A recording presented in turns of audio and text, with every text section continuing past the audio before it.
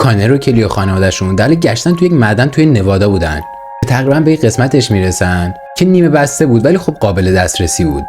گروه سریعا وارد شد و شروع گشتن داخل اون معدن کرد. اونجا خیلی بزرگ بود و هنوز آثار کار کردن در زمان قدیم داخلش وجود داشت.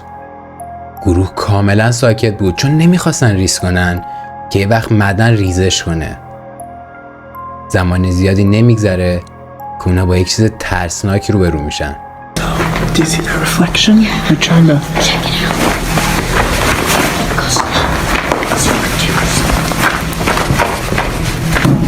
Oh, Jesus, what the fuck? It's a shoe. گروه به انبوهی از کفش بزرگ و کوچیک قدیمی میرسه که زیرش هم استخونهای زیادی دفن شده بود. گروه سریع ترسید و عقب وایساد و حتی یک نفرشون از ترس شکارچی‌ها تفنگشو در آورد. بعد از بررسی مشخص شد که اون استخونا مال انسان نیستن، مال حیواناتن. ولی هنوز مشخص نیست که اون کفشا چرا اونجا بودن و اصلی ترین تئوری اینه که اونا غرائم یک قاتل زنجیره‌ای بودن.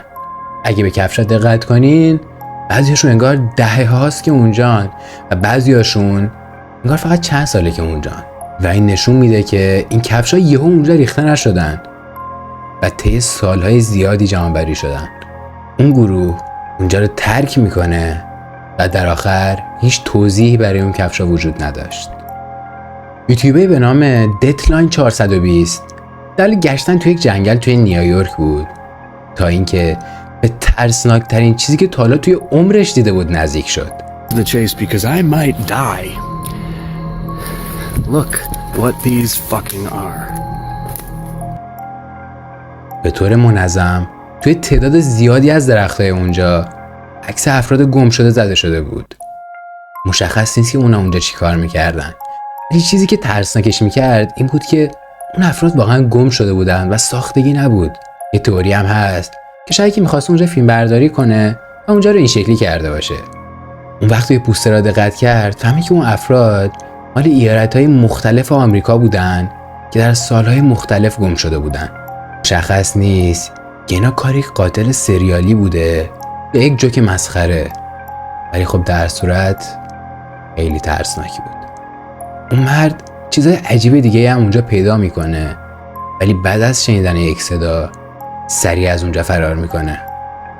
سم و کلبی و دوستاشون از مکانهای جن زده و متروکه بازدید میکنن و ویدیو میسازن، اگرچه خیلی از ویدیوهایی که میسازن داخلش ریاکشنای فیک میرن و چیزای غیر واقعی میسازن، ولی خب کلا محتواشون سرگرم کننده است و ارزش پیشرفت رو داشتن تا اینکه اونا به ترسناکترین چیزی که تا حالا توی عمرشون دیدن مواجه میشن بدون اینکه حتی خودشون بفهمن. تو این ویدیو با تایتل کاوش از یک تیمارستان متروکه و جیغ یک زن، سم کلبی با دو یوتیوبر دیگه به نام آیلند بوی تصمیم میگیرن که به تیمارستان متروکه نزدیک به جنگل برن و از اونجا یک ویدیو بسازن.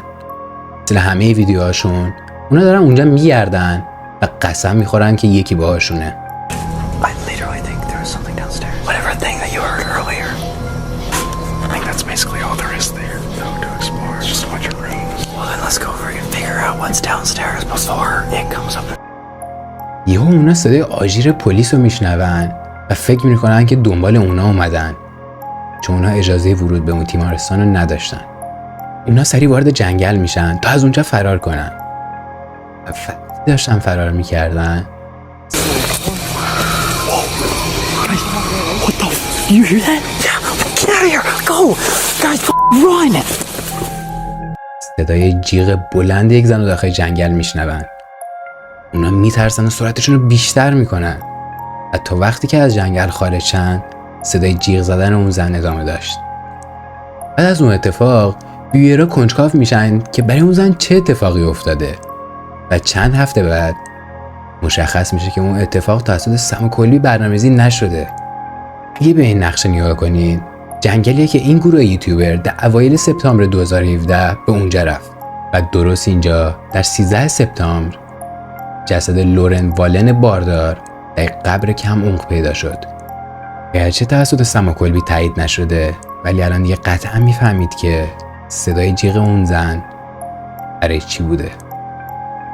چنل ادونچر ویت پرپس کلا تمرکزش روی پاکسازی دریاچه و برکه هاست و اکثرا هم مربوط میشه پرونده‌های جنایی و کلا هدف اصلی این چنل کمک به حل پرونده‌های جنایی و پاکسازی محیط زیسته.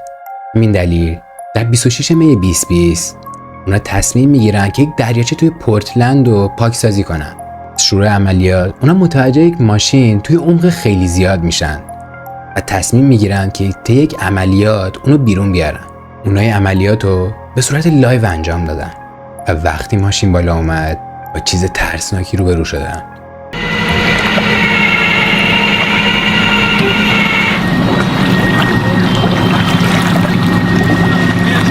There it is. All right, let's clean it out.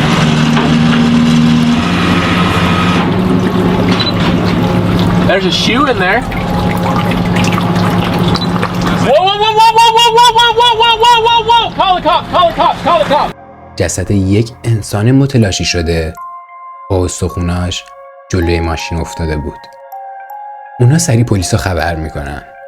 بعد از تحقیقات مشخص شد که اون جسد متعلق به تیموتی رابینسونه، مردی که در 27 نوامبر 2008 ناپدید شد، درست 12 سال قبل از پیدا شدنش.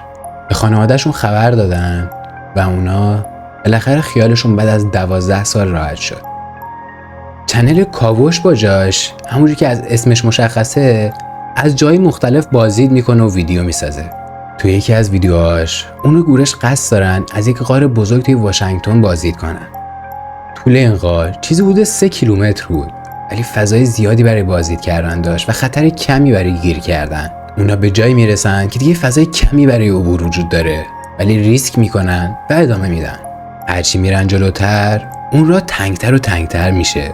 به جایی میرسن که دیگه میخوان برگردن، تا اینکه جاش میبینه اون باریکه تموم میشه و تصمیم میگیرن ادامه بدن. و وقتی میرن جلوتر شوکه میشن. English? I don't know You speak English? No English. No? Oh, okay, okay. Okay, come with us. Hey Josh, do you see those the couple that was back there? You wanna Can come you with tell us? them their daughter's up here and she's scared? They don't speak. She doesn't speak She doesn't English. speak They don't English. speak English. It's okay. It's all right. This is the way back. انتهای اون غار یک دختر بود که انگلیسی هم بلد نبود و خیلی ترسیده بود و باور این که چطوری اونجاست خیلی سخت بود. جاش و گروهش باورشون نمیشد که اون دختر تنها چجوری این راه دراز و خطرناک و خودش رفته بود. خوشبختانه گروه جاش پیداش کرد و معلوم نیست که اگه پیداش نمیکرد چه اتفاقی برای اون دختر میافتاد.